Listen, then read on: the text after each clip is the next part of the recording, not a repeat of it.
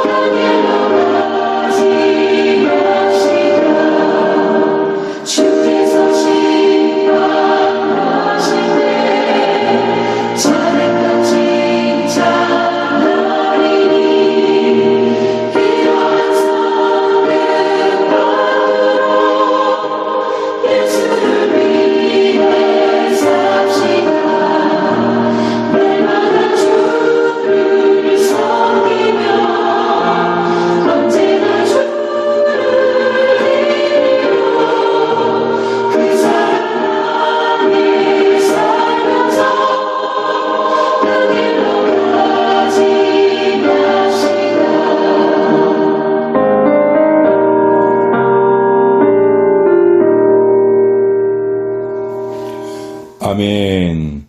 오늘 주실 말씀은 에베소서 1장 12절에서 14절입니다. 에베소서 1장 12절에서 14절까지 말씀 한 목소리로 말씀을 합독하도록 하겠습니다. 시작. 이는 우리가 그리스도 예수 안에서 전부터 바라던 그의 영광의 찬송이 되게 하려 하심이라. 그 안에서 너희도 진리의 말씀 곧 너희의 구원의 복음을 듣고 그 안에서 또한 믿어 약속의 성령으로 인치심을 받았으니 이는 우리의 기업의 보증이 되사 그 얻으신 것을 속량하시고 그의 영광을 찬송하게 하려 하심이라. 아멘. 오늘 말씀은 목표를 세우라 라는 말씀으로 함께 은혜를 나누겠습니다. 시냇물이나 강물이 흘러가는 것은 목표가 있습니다. 모두 바다를 향하여 흘러가고 있습니다.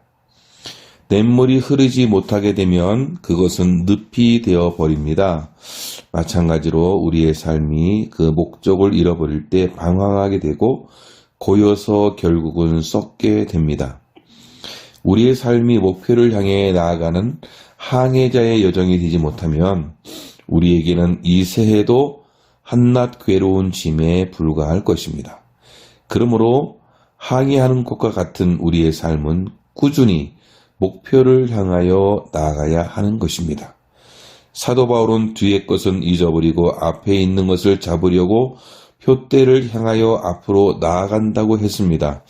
예수님께서도 손에 쟁기를 잡고 뒤를 돌아보는 자는 하나님의 나라에 합당치 아니하니라고 말씀하셨습니다.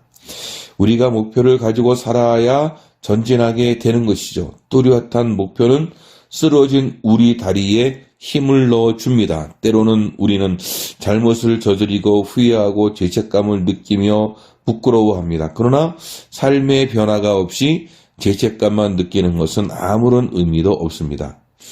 유명한 이 심리학자 윌리엄 제임스는 그런 말을 했어요. 회개는 지난날의 죄에 굴복하는 것이 아니라 모든 죄의식을 떨치고 일어서서 성한 것을 바라보는 것이다 라고 그렇게 말했습니다.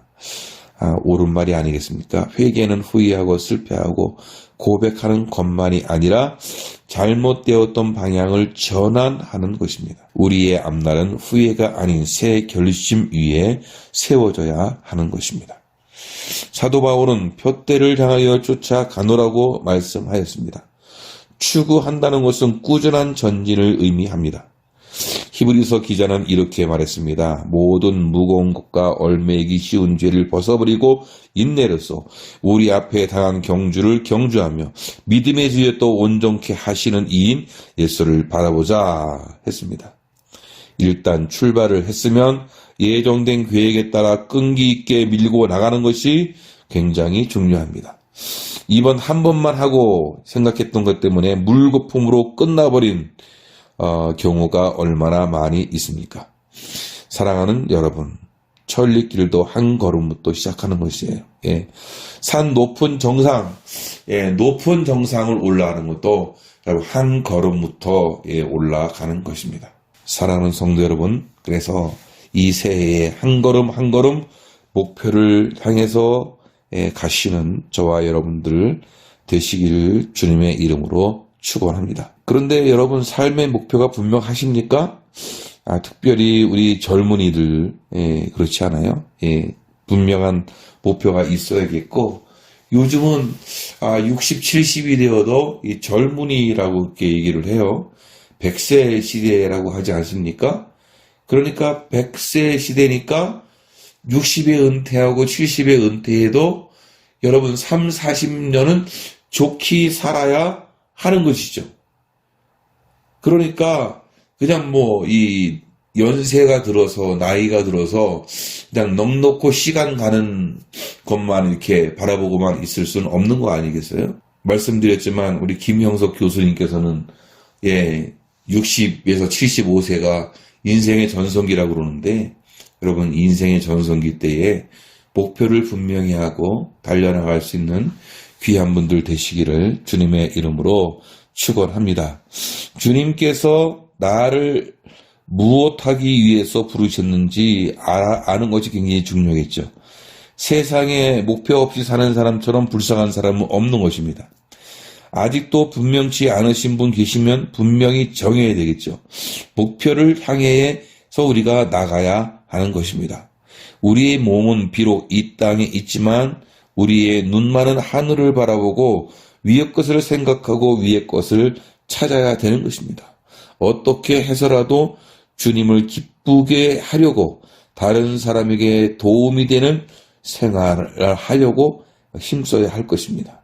여러분, 우리의 목표가 무엇입니까? 예수 그리스도입니다.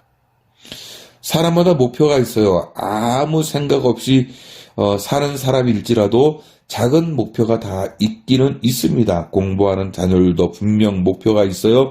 사업하시는 분들도, 직장 생활을 하시는 분들도, 목회를 하시는 분들도 다들 목표가 있어요. 목표가 없는 것이 아닙니다. 다들 가지고 있어요.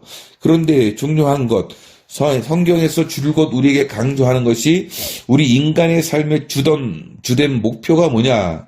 바로 하나님을 영화롭게 하는 것이라고 말합니다. 그러나 구원받지 못하고 거듭나지 못하면 하나님을 영화롭게 하지 않을 뿐 아니라 할 수도 없는 존재입니다. 우리 믿는 자들의 분명한 목표는 하나님께 영광을 돌리는 것입니다. 하나님께서 우리 안에 우리를 택하신 이유가 있어요. 바로 하나님의 은혜의 영광을 찬미하기 위해서라고 에베소 1장은 줄곧 강조하고 있거든요. 6절에서도 했고 오늘 읽었던 12절 또 14절에서도 그렇게 말씀하고 있어요. 예. 하나님을 기쁘시게 해드리는 것이 그분께 영광을 돌리는 것이라고 말합니다. 그럼 목회를 해야 하는 건가 그러면? 예, 그렇지 않습니다. 목회는 하나님께 영광을 돌리는 극히 한 일부분 뿐입니다. 사업을 통해서, 학문을 통해서, 내 직업을 통해서, 내 가정에서 여러분 얼마든지 하나님을 영화롭게 할 수 있다라는 거예요. 다양한 영역에서 하나님의 이름을 빛나게 할 수 있는 것이죠. 꼭 무슨 거창하게 하는 것이 아니라 내 삶을 통해서 하나님께 영광을 돌리면 되는 것이죠. 갈렙이 85세 때에 저 산지를 내게 주소서라고 했어요. 정말로 가장 몸과 생각을 역동적으로 하는 것이 비전이 아니겠습니까? 바로 갈렙은 85세에 비전을 가졌단 말이죠. 비전을 가진 사람에게 중요한 것은 비전을 이루기 위해서 정말로 구체적인 전략이 있어야 되는 것인데, 꿈을 현실화할 수 있는 목표를 세우는 것이에요. 목적과 목표가 좀 다르잖아요. 목적은 삶의 존재 이유입니다. 사도 바울의 목적은 그리스도를 영화롭게 하는 것이에요. 그리스도를 존귀하게 하는 것이라고 했습니다. 내게 사는 것이 그리스도라고 고백하면서 그는 사람마다 사는 이유가 다르겠지만 바울은 내가 사는 이유는 그리스도라고 그렇게 얘기했어요. 그래서 내 몸에서 그리스도가 드러나기를 원했거든요. 그래서 그의 궁극적인 목표가 뭐였어요? 그의 목표는 세계 복음화였어요. 전 세계 복음을 전하는 것이었어요. 바울은 표대를 정하고 나갔단 말이죠. 무엇 때문에? 그리스도를 영화롭게 하는 목적을 이루기 위해서 세계 복음화라는 목표를 세우고 나갔던 것이에요. 많은 사람이 꿈을 가졌으나 꿈을 이루는 과정을 모르고 있습니다. 꿈을 성취하는 사람이 아니라 몽상가로 마무리될 수도 있어요. 한 해를 지나도 구체적으로 이루어놓은 것이 없다면 어떻게 하면 되겠습니까? 목적이나 목표를 세우고서 다시 한번 도전해요 나가야 되겠죠. 잘못하면 우리는 어떻게 되죠? 시간 낭비하고 시간을 허비하고 유혹을 받게 되고 잘못된 길에 가게 될 확률이 높아지는 것이죠. 왜? 목표나 목적이 없으면 그렇게 될 수 있어요. 근데 이 사도 바울은 표대를 향해서 부름의 상을 향해서 나아가는 구체적인 목표를 세우고 전진했어요. 그래서 우리를 부르신 이유도 하나님을 영화롭게 하는 것이다. 하나님을 찬송하게 하는 것이다. 라는 이 사실을 알았단 말이죠. 여러분 목표를 모르십니까? 그러면 지금 여러분 무슨 기도를 하고 계십니까? 구체적인 기도의 제목이 목표가 될 수 있어요. 나의 기도의 제목이 우리의 목표가 되는 것이죠. 어떻게 하면 인생에서 하나님의 영광을 드러낼 수 있을까를 생각해 보면 될 것 같아요. 무슨 주부가 무슨 목표가 있어야 하냐고. 이 나이에 무슨 목표야. 라고 이렇게, 생각할지 모르겠지만, 우린 죽을 때까지 목표를 잡고 나가야 돼요. 우리의 목표는 저 위에요. 하늘 창고, 예. 위로부터 부어오시는 하나님의 은혜, 예. 그것을 보고 하늘을 바라보면서 우리는 나가야 되는 거겠죠. 많은 사람들이 너무 낮은 곳에 목표를 두면서 살고 있습니다. 일본의 기독교 문학가, 아동 문학가인 노베츠라는 분이 계셔요. 이분이 시가 있는데 너희의 둥지는 너무 낮았다라고 이렇게 한 시가 있어요. 예. 그것을 왜 그분이 그거를 쓰게 됐냐 그러니까 하루는 새가 둥지를 막 트는 거예요. 새가 둥지를 만들고 있는데 저기에 둥지를 만들면 조금 있다가 어려움을 당할 텐데 생각한 거예요. 조금 있다가 알을 까고 이제 그 둥지에서 새끼가 태어났어요. 먹이를 갖다 주고 아주 행복하게 지냈는데 이분이 진벽한 대로 얼마 안 있다가 고양이가 그 새끼들을 잡아먹어버린 거죠. 어미 새는 졸지에 새끼를 잃고 울고 있었어요. 이것을 보고서 시를 지었는데 그 시의 제목이 너의 둥지는 너무 낮았다라는 것이에요. 근데 이 둥지가 낮았다라는 이 시가 주는 의미가 있잖아요. 예. 목표가 너무 낮은 거죠. 이 땅에서만 있는 거죠. 이 땅만 바라보고 있으니까 뭐죠? 아주 힘든 거예요. 여러분, 우리가 세상을 살아가면서 삶의 목표를 어디에 두고 있습니까? 예. 먹이를 찾아 날아다니는 갈매기는 부둣가만 맴돌지만 저 높은 곳을 날아다니는 갈매기는 저 멀리까지 본다라는 그런 말이 있어요. 여러분, 높은 곳에 꿈을 가지지 않고 낮은 곳에 꿈을 가지기 때문에 참으로 세상에 살면서 높은 자리 차지하겠다고 치사한 싸움하며 살고 있고 이권 투쟁을 하고 있고 권세를 자랑하고 명예를 얻으려고 치사한 행동까지 하고 중상모략하고 이런 사람들이 얼마나 많이 있어요. 여러분, 우리는 위를 바라봐요. 위를 바라요. 예. 위의 것을 찾아야 되는 거겠죠. 그래서 우리는 이 땅의 욕심, 세속적 가치만을 추구하는 낮은 둥지에 사는 것이 아니라 순식간에 사탄의 먹잇감이 될 수 있는데도 불구하고 늘 낮은 곳에만 우리가 목표를 정해서는 아니 되겠죠. 높은 둥지인 하늘의 소망을 두는 것이 우리의 삶의 목적이 되어야 할 것입니다. 저와 여러분들이 이 한 해 살아가면서 하나님을 영원롭게 할 수 있는 귀하신 분들 되시기를 주님의 이름으로 축원합니다. 기도하겠습니다. 전능하신 하나님, 우리의 목표가 대학을 진학하는 것도 아니고 좋은 회사에 입사하는 것도 아닐지라도 인생의 목표가 분명하여 삶을 살아가는데 행복해지기를 원합니다. 하나님을 영화롭게 하게 하시고 그리스도를 존귀하게 하는 삶을 사는데 인생의 목표가 있게 하시고 위의 것을 찾고 위의 것을 바라보는 믿음의 사람들 될 수 있도록 하나님이 축복해 주옵소서. 세속적 가치가 아니라 하늘의 가치를 두면서 하늘의 소망을 두면서 믿음으로 살아가는 우리들이 되어지도록 주님이 축복해 주옵소서.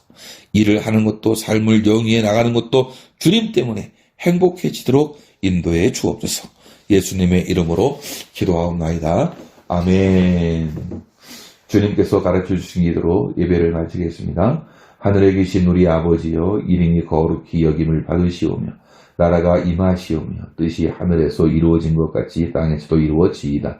오늘 우리에게 일용할 양식을 주시옵고 우리가 우리에게 죄 지은 자를 사하여 준 것 같이 우리 죄를 사하여 주시옵고 우리를 시험에 들게 하지 마시옵고 다만 악에서 구하시옵소서. 대개 나라와 권세와 영광이 아버지께 영원히 있사옵나이다. 아멘. 각자가 기도하시고 마무리하시기를 바랍니다. 기도하실 때에 자녀들의 그 목표를 위해 비전을 위해서 여러분 기도하시고 또 나의 산 소망을 위해서 여러분 기도하시고 우리 교회의 비전을 위해서 함께 기도하시다가 마무리하시고 또 쉬시기를 바랍니다. 감사합니다.